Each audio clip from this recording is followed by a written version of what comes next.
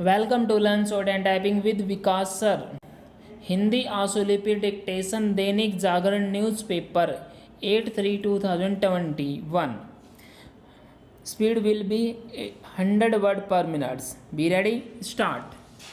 आतंक से मुठभेड़ स्टार्ट।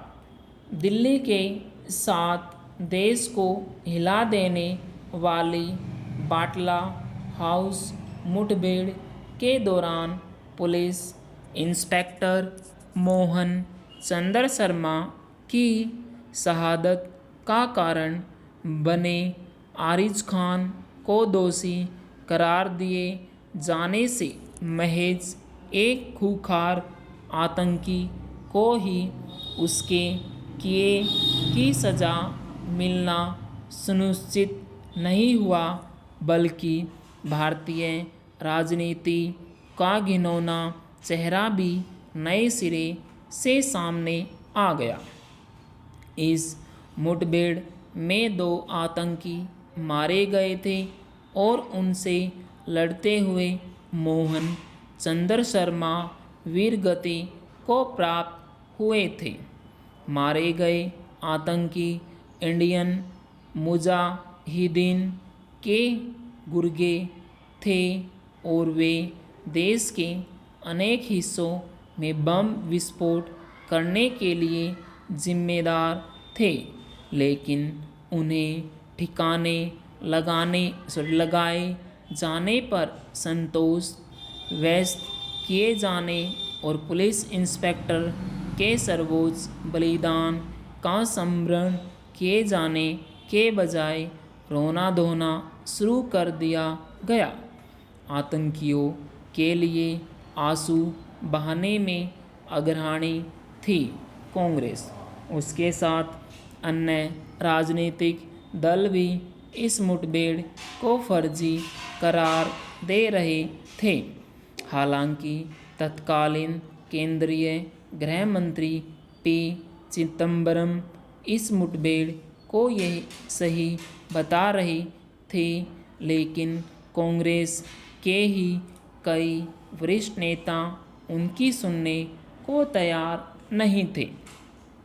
इस मुठभेड़ को संदिग्ध बताकर राजनीतिक रोटियां सेकने का सिलसिला किस कदर लंबा चला, इसका पता इससे चलता है कि 2008 की इस घटना को 2012 के उत्तर प्रदेश विधानसभा चुनाव में भी भुनाने की कोशिश की गई।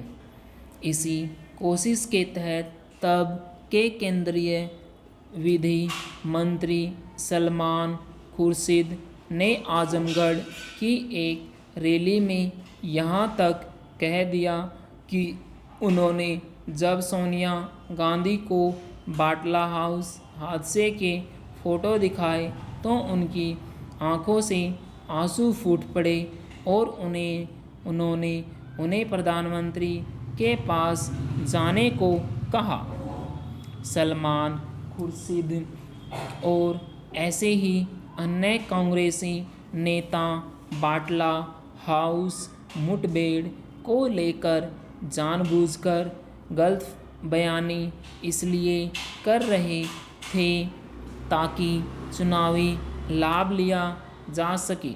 चूँकि मारे गए आतंकी आजमगढ़ के थे, इसलिए वहाँ के लोगों को खास तौर पर यह संदेश देने की कोशिश की जा रही थी कि वे तो निर्दोष लड़के थे। ऐसा करके केंद्रीय सत्ता को संचालित करने वाला दल ही आतंक की घोर निर्जलता के साथ अनदेखी करने में लगा हुआ था।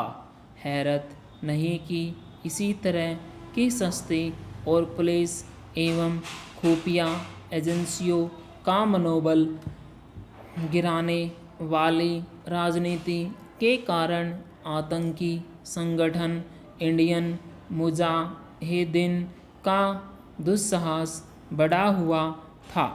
जो भी हो, जब अब बाटला हाउस से भागे आतंकी आरिज खान को दोषी करार दिया गया है, तब यह आवश्यक हो जाता है कि यहाँ हुई मुठभेड़ पर सवाल उठाने वाले नेता, देश और खासकर सुरक्षा एजेंसियों से माफ़ी मांगे।